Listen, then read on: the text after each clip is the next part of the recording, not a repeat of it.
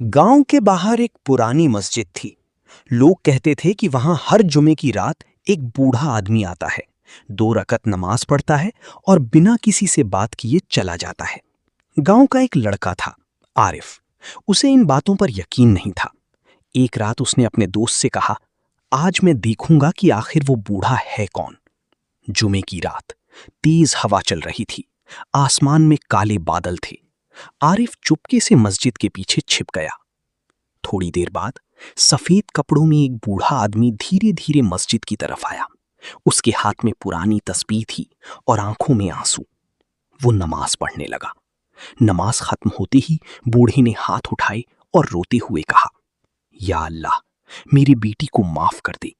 उसने जवानी में बहुत गुनाह किए, लेकिन मैंने उसे तेरे हवाले कर दिया। ये सुनकर आरिफ हैरान रह गया। उसी वक्त मस्जिद के दरवाजे पर एक अमीर आदमी आया, गांव का सबसे बड़ा व्यापारी। वो बूढ़े के पैरों में गिर पड़ा और रोने लगा। अब्बा, मुझे माफ कर दीजिए। मैंने दौलत के घमंड में आपको घर से निकाल दिया था। आरिफ की आंखें खुली की खुली रह गईं।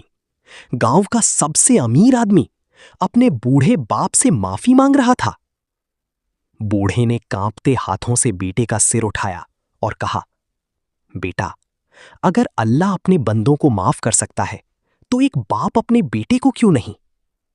ये सुनते ही वहां मौजूद हर इंसान रो पड़ा। अगले दिन पूरे गांव में यही चर्चा थी। लोग कहते थे, जिस घर में मां बाप की इज्जत होती है वहां रहमत खुद चलकर आती है। सीख, मां बाप की दुआ सबसे बड़ी दौलत है। तौबा करने वाला इंसान अल्लाह को बहुत पसंद है। घमंड इंसान को गिरा देता है, लेकिन माफी उसे फिर उठा देती है।